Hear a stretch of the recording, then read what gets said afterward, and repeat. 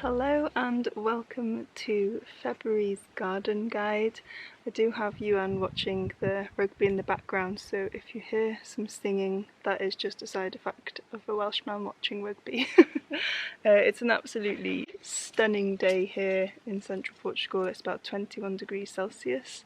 The sun is very warm and I'm just sitting down to sort through my seeds to get ready for the month. I'm actually not going to plant too much yet. It's the 4th of February today.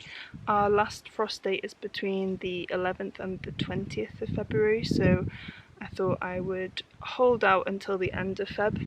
3 things I am going to actually plant today.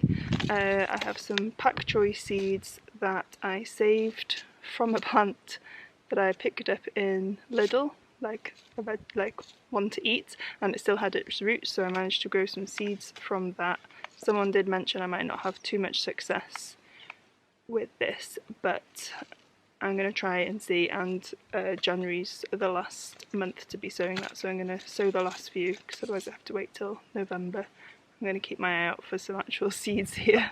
Some echinacea bulb that I picked up in Lidl, good old Lidl, and then I should have planted a lot more potatoes in January, so I'm going to go a bit crazy planting those. But yeah, I'll show you what I will then be planting probably the last week of February now. Make sure we're definitely out of the frost zone because it has been very cold here at night, and I've just been reading that it's just so much better to wait till it warms up, because any plants you do try and grow now, if it's not the ideal temperature, you'll feel like you've got a head start, but they'll just go really leggy and they won't be as strong as ones that you plant in a month's time. So yeah, hope this is helpful, hope you enjoy it, and I'm just super happy to be surrounded by my seeds. These are my very rough notes that I am tidying up and putting on a spreadsheet for our patrons, so you can join us on there for £1 a month if you want more access to my more detailed notes, and you're helping us to stay stocked in seeds and compost and Albi treats. Excuse me please. Excuse me.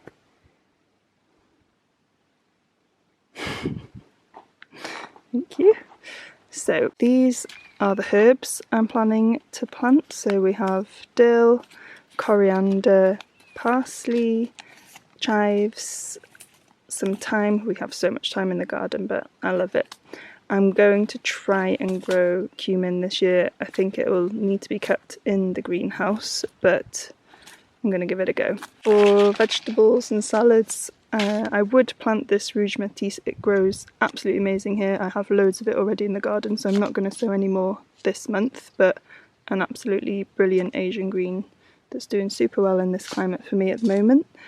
I got some asparagus seeds from nearby veggies. I've got a few crowns in the garden that are going well, but it'd be fun to try and add some more. Some lettuce, beetroot, leeks. Most of the melons I'm going to wait till March, but this is an early one, so I'm going to give that one a go. Rainbow chard, another one that's doing absolutely brilliant here. Carrots, which are the only ones I direct sow. I grow everything else in trays, basically. I just find it works so much better here, but carrots and beans I tend to direct sow. And then some Chinese radish, some rocket and Welsh onions. I've got quite a few flowers, so Californian poppies, zinnia's another flower that just does amazing here. It absolutely loves the summer. Would highly recommend growing if you're in a similar climate to us. We're zone 9. Hibiscus, I had success with growing one last year, but it got frostbitten before I was able to collect the calyxes, I think they're called, which is what you actually make the tea from. And if you want to grow hibiscus, you've got to make sure it's this hibiscus subderifa is the one that you can actually drink the tea from. Pansies, a flower I absolutely adore, does pretty well here, are edible, so great to chuck in salads. I don't know the English word for this actually. Is it African daisies? I think African daisy. Some bishop flowers, and then pulsatilla is another seed I got from nearby veggies, and it looks like an absolutely amazing plant, so I can't wait to give that a go. And then just miscellaneous. I'm going to try these rhubarb seeds again. I've not had much success yet. And some more cat grass because we have 3 cats. So I also have another section of things you could sow, but I'm going to wait till March to sow these. So I've got some Portuguese cabbage, penca de chaves, I think is how you would say it, some anise, tatsoi. I sowed some last month, so I'm not going to sow any more. I'm going to wait for March for beans, and cucumbers I did sow last month, and I think it's better again to wait. Chickpeas, again you could sow. I sowed a load at the end of autumn, and they just haven't done well in the cold. Wouldn't recommend, even though it says on the pack that you can do September, October, November. I've not had success with that, so I'm going to wait till March. Basil I sowed already, so I'm going to wait for that. And same with tomatoes. We're going to go crazy with tomatoes this year, but I'm going to wait. Same with courgettes, and watermelon. Grew my first and only watermelon this year, so I'm really excited. These are some I got from Nick and Ange of Project Portugal. A few varieties of aubergine. Again, I'm going to wait till March, and same with all my peppers. But if you've got a really good warm greenhouse and you want to try get a head start, you could give those a go. In my notes, but I don't have these as seeds, you could also be sowing more peas, sunflowers and squashes and pumpkins. Again, I think I'm going to wait till March for all of those, and then I've got a few more onions to get in the ground. We've got a lot of onions in already, but you could either sow the seeds or get the, what are they called? The bulbs. There's a better word for it. Onion sets? Is it sets? Also got in my notes gourds and radishes. Don't know why I've randomly placed them in a random section, but idea go. Just standing on my notes. And then some extra flowers that you could get seeds for are some asters, snapdragons, borage, echinacea, hyssops, oh poppies, I've got some seeds somewhere, marigolds. So I need to buy some more flower seeds. Now I think I will show you how the things I planted last month in the greenhouse are doing. From last month, the cucumber and melons are still not doing anything. I think they're probably getting a bit cold because they're right by the door here, but the leeks are starting to come up. And then this is the cat grass that's growing quite happily, so I'm going to do another big pot full of that. And then we had a pineapple the other day. I've just stuck it in some soil to see what happens. The pak choy that I already sowed, so that's coming up nicely, and the tatsoi as well, and a few of the potato onions are just starting to sprout. This is an unusual onion that my friend Gary gave us some seeds for. It's like a almost perennial type of onion, a bit like the Egyptian walking onions, but this one, the bulbs kind of grow underground like potatoes, I think. No sign of lavender. Someone mentioned so much easier to grow from clippings, so I'm going to try that this year and get some cuttings because we have lots of wild lavender growing. And then down here, the Chinese radish is absolutely flourishing. This is all planted on the same day, so I think it's quite interesting to see how much faster some things grow than others. So I probably need to pot that on. This is onions. I collected the seeds from our own onions and I've grown them as clumps so that they can be spring onions. No sign of the basil, nor the basil ararat, that's how you say it. And then there's a few beetroots starting to pick up. Still got some garlic that needs to go in the ground here, I've just spotted. And then over here we've got corianders, absolutely flourishing here. I might get a few of those outside and into the ground. These are the chickpeas, as you can see. They have not done well in the cold. I do actually have some down in the bottom garden that are doing much better being in the ground, but still not looking great. And so I've just stuck in, I had a few cuttings of our Taunton Dean kale from Gary. Thanks Gary. So I need to do a better job with those actually. My overwintering peppers are not doing well at all. I actually don't know what I'm doing with overwintering peppers, so I don't know, maybe I should be watering them more. Maybe just the cold has killed them. If you know, let me know what I should do. Are these dead? Should I just chuck them? Do I wait and they'll come back to life? It's a mystery to me. There's some ginger just starting to root in here, and then the geraniums hanging on over winter. I've got another one here that's getting a bit of new growth in there. Mimosa, the sensitive plant that really struggled, so I've cut them all back, see if they come back to life. And then this is some dragon fruit. This one's now falling over. They were doing really well, and now I think the cold's got to them, so praying that they will come back to life. Right, so now I'll just quickly show you how things are doing in the garden in February. We're not really eating much from it other than a few cabbage leaves, the rouge métis salad and some lettuce, some rocket, a few herbs, but most things are just very much growing and not feeding us at the moment. I think I could have done better with my winter garden, but we're still all learning. It's just a fun learning game, this gardening stuff. So this is the bed by the cabin. We've got peas absolutely flourishing. They're growing taller than the support I've given them, so I need to sort them out. And then in front of those I've got a load of daikons that I planted that have just gone to flower. I don't know if it's just been too hot in the day, not enough water. Yeah, I've not done well with those. A load of rouge métis in the front.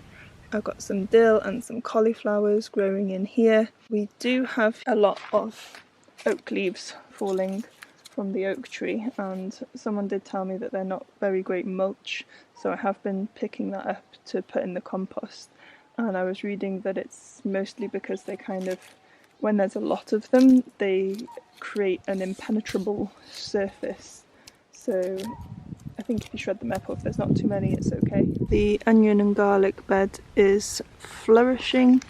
I planted in these, and I thought I would remember what they are, but I can't. They're either cabbage or broccoli or cauliflower. Ugh, I'm so bad at remembering. That's why I've got much better at labelling. So in amongst the onions I've done 3 rows of carrots, and then I'm going to sow some more carrots and continue sowing them in this onion bed because they grow pretty well together. These need thinning out. This top garden up by the house is really dry. I think I'm actually going to water it today because it's been a long time since we've had any rain. So some things are struggling, like my lemongrass, and this was some stevia. I don't know if it's frost or the dryness that's killing them, but the strawberries are hanging on okay. We've even got a flower popping out, so they need to calm down really and stop flowering. I should probably take off the flowers so they're not putting too much energy into them, because the frost is still just going to destroy the fruit. There's a few pansies holding on. They're doing alright with the frost, so that's good to see. What a lovely, lovely flower. And then a borage here again. I don't know what's happened here, whether it just got a bit too big for its boots, whether it's the frost, whether Diogo's jumped over it, or it needs water. I'm not 100% sure, so I'll give it some water and see what happens, and that'll probably does kind of look like it's been damaged, which makes me think it's Diogo jumping over it, because this bit is doing okay. The sage has continued to be okay through the winter as well. I wasn't sure if that would struggle with the frost, but doing okay. The thyme just always thrives, and the oregano, we cut down the tall growth at the end of summer and that's stayed fine. Then some chard that's not really flourishing. Again, it has just gotten a bit dry up here, so hopefully a water will help with that. And a random pea. Most of the lettuce has also been going to seed. I think these are the Egyptian walking onions, and then the rocket that is kind of all going to seed as well, but it still tastes pretty good. So I'm just letting that do its thing, and then I've got lots of fresh new rocket down here. More thyme. We love thyme. And then I think this is a white radish. Might be one of the Chinese white radishes actually. It's the only one that's just popped up, and yeah, such a cool looking plant, so we'll have to dig it up one day and eat it, our one single one. And then this is some more of the Rouge Métis that's grown really well here. There's a small row of beetroot there struggling on. Lots of leeks, parsleys, pretty much thriving here. And then I've just got some sweet peas at the back. They ain't looking great either. I think once the spring kicks in and we've had a good lot of rain, it should start looking a bit better. Okay, and then finally I'll take you down to the bottom veg garden. I didn't show this in the last video actually, it was just such a mess that it probably wouldn't be very useful to share, but I have been working on it quite a lot the last few weeks, so it's looking a lot healthier. This light is a little bit harsh, maybe I should have waited, but we shall power on. This is the picotta we've just installed to help us get water out of the well, because this is where our main veg garden currently is, so that's where it's most useful. Previously I had a lot of beds going this way, I think I had about 9, so I've been closing down these ones. There's just a few rogue cabbages left, and instead I'm going to go along here. 2 reasons. For the irrigation setup we're going to put in a drip water feed system. I just feel like having them in a longer line is going to be a lot easier. And then secondly, our final plan is to actually plant up a big vineyard here. So this is where I'm going to plant in a load of potatoes. So I'll show you what's growing in here. I've just finally mulched with a load of straw, and these are the chickpeas. They're looking even worse than the other day, so definitely don't recommend planting them over the winter. These are the cabbages. We did have a herd of goats come in and eat a lot of them, but they've all recovered, so it was worth not digging them up. And then there's lots of small cabbages in here. You can't live in central Portugal and not grow cabbages. The fennel I showed in the last video still going strong. Thank you for all your fennel recipes. I'm definitely going to give some a go. There's some chard, and then these are leeks that I got from Gary. That's why it says Gary's leeks. See, I'm getting better at labelling.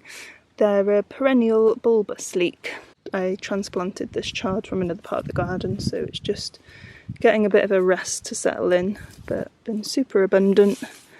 Oh no, I snapped the asparagus. There's a few asparagus clumps in here, but again I'm going to leave them this year still to keep growing.